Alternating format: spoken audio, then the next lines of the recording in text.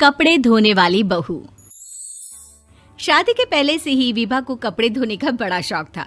कभी नल के नीचे तो कभी तालाब के पास। अरे मेरी नीली वाली लुंगी नहीं दिख रही है।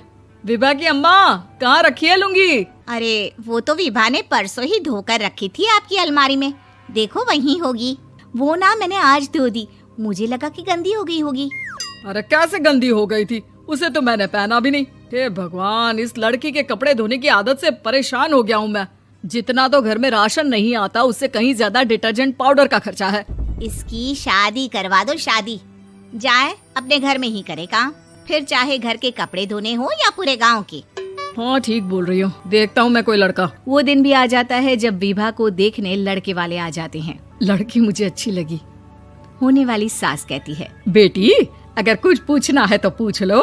वैसे तो हमारी लड़की बहुत ही शर्मीली है, जो बोल दो वो मान लेती है, इसे क्या पूछना होगा। अरे कैसी बात कर रही हो माँ, मुझे इन लोगों के घर रहना है, सवाल तो कई है। हाँ हाँ बेटा, पूछ लो ना, क्या पूछना है। आप लोगों के घर कपड़े कौन धोता है? सास का मुंह बन जाता है। देखो, अगर तुम ये कहना चाहती हो कि तुम्हें कपड़े धोने नहीं आते तो सुन लो, कपड़े मैं ही धोती हूँ, लेकिन तुम्हारे आ जाने के बाद मैं रुमाल तक नहीं धोऊंगी। अरे चुप रहना भाग्यवान, बहू बेचारी घर आई नहीं, उसे डराना शुरू कर दिया। वो क्या है ना बिटिया, अभी तक तो ये कल्लू की माँ ही धोती थी, लेकिन अब तुम्हारे पापा तो दहेज में वॉशिंग मशीन देंगे ही।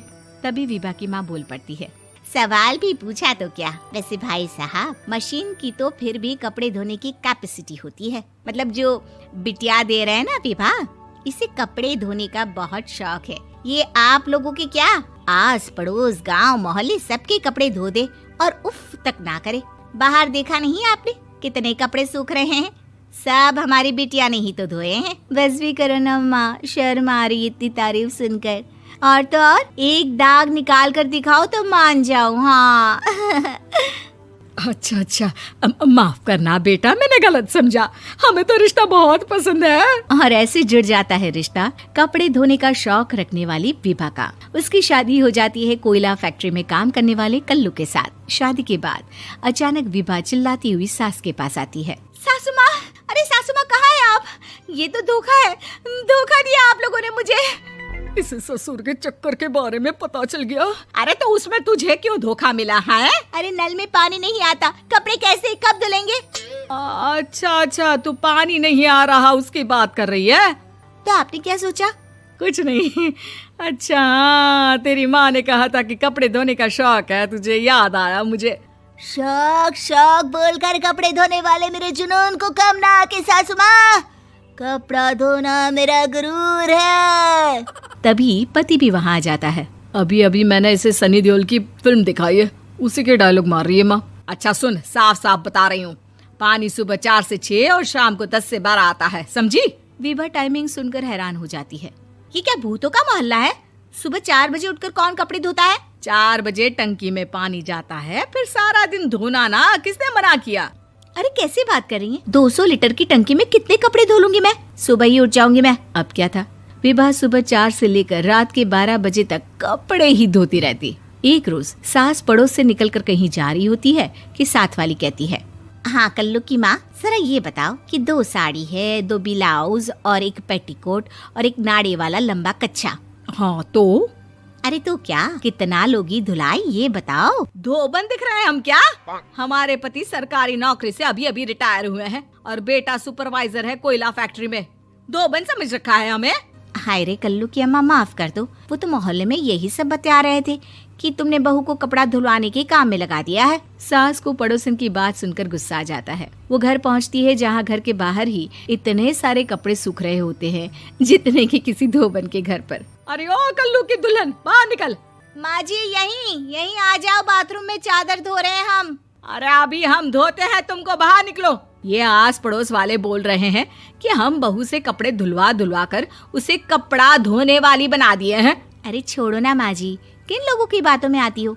आस पास के लोगों का तो काम ही होता है कि वो किसी तरह सास बहू को लड़ा दे।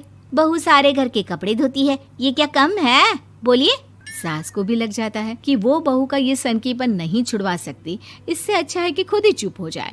एक रोज सास और बहू मंदिर जाते हैं, जहाँ सास की साड़ी वहाँ खड़ी भीख मांगने वाली से मिलती है। माँ जी क्या बात है, आपकी साड़ी उस भिखारन से कितनी मिल रही है ना? हाँ हाँ, देखो तो दोनों की साड़ी मिल रही है। क्या बात है कल्लू की अम्मा, तुम खुद को तो अफसर की बीवी बताती हो और ऐसी सिंपल सी प्लेन साड़ी पहनकर घूमती हो। सिंपल और प्लेन नहीं है ये साड़ी। तो क्या सोने के धागे से फूल बने हैं? कुछ भी सासू माँ, कुछ भी। हाँ, बने थे इस साड़ी में सोने के धागे से फूल। मेरे पति लेकर आए थे मद्रास से स्पेशली मेरे लिए 10,000 की। ताहे भाई साहब इस भिखारन के लिए भी सेम टू सेम साड़ी लेकर आए होंगे 10,000 की।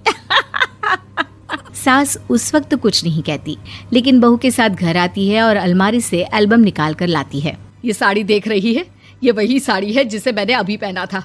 इस साड़ी में ये जो चमकदार फूल दिख रहे हैं ना, ये सोने के धागों से काढ़े गए हैं। लेकिन तू लोकल वॉशिंग मशीन ब्रश से घिस घिस कर सारे फूलों को निकाल कर साड़ी प्लेन कर दी।